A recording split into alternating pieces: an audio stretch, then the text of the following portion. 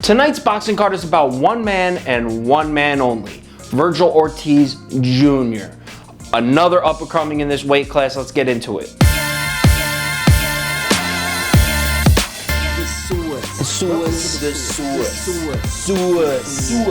WBC currently has Vergil Ortiz Jr. ranked at number 8 in the entire welterweight division.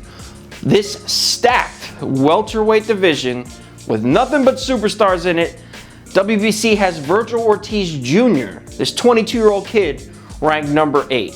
15 fights, 15 knockouts. Well, one was a corner stoppage, but you get my point. 15 fights, 14 knockouts, and 1 stoppage. Let's just call it 15 knockouts. So here's Vergil Ortiz Jr., 22 years old, like I said, fighting out of Dallas, Texas, from Golden Boy Promotions. Everyone's riding Top Rank recently, but Oscar De La Hoya still runs shit. All Mayweather promotions are co-signed by Oscar De La Hoya and his crew. In tonight's fight, at first glance, you think it's a cupcake fight. Think it's another stepping stone. Not so fast. This isn't just a walk in the park for Ortiz Jr. Samuel Vargas is not a scrub. Let's take a look at Samuel Vargas' record in fight history here. Samuel Vargas has some serious fighters on this record. He's fought Errol Spence Jr., he's fought Danny Garcia. Funny how those two are about to fight this fall, September, October, I think. Vargas has also fought Amir Khan. This isn't just some nobody that Ortiz Jr. has been set up with to roll over and just put another knockout on his record. The part that worries me a little bit, because obviously I'm betting Vergil Ortiz Jr. to knock him out. I'm thinking rounds 4 to 6, but we'll get to that in a minute. What worries me is Samuel Vargas' last 7 fights has gone the distance, and he's won 6 of those 7 decisions, the loss being to Amir Khan. I'm a little worried that Samuel Vargas is going to force Vergil Ortiz Jr. into those later rounds, but on the worry scale, if like here's full, I'm like this worried. I'm not panicking over it, I'm still placing the bet. Vergil Ortiz is a power puncher, as we know. He actually knocked someone out once with a counter jab. Check this out. Never seen this before in my life. Knocks this guy out with a counter jab. A jab knockout.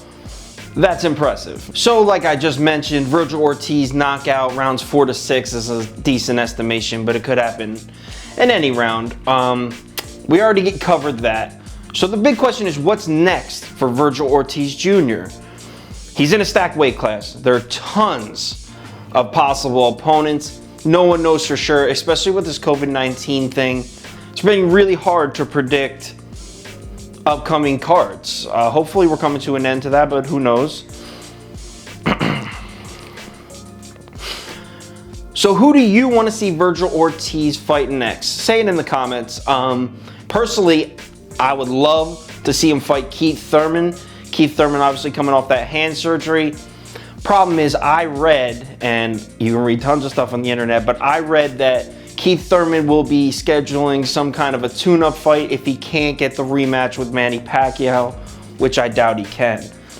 So expect a tune-up fight for Keith Thurman. I doubt he's going to fight an upcoming young power puncher like Vergil Ortiz, but you never know. Keith Thurman has been an exciting guy. He likes to schedule exciting fights. Perhaps Sean Porter, but well, again, I read Sean Porter is on the list of the next possible opponents for Terrence Crawford. So you can read tons of different things. That's why I'm trying to get everyone's opinion. Like I said, mention in the comments who you think Vergil Ortiz Jr. should fight next. Thanks for watching. Let's enjoy this fight.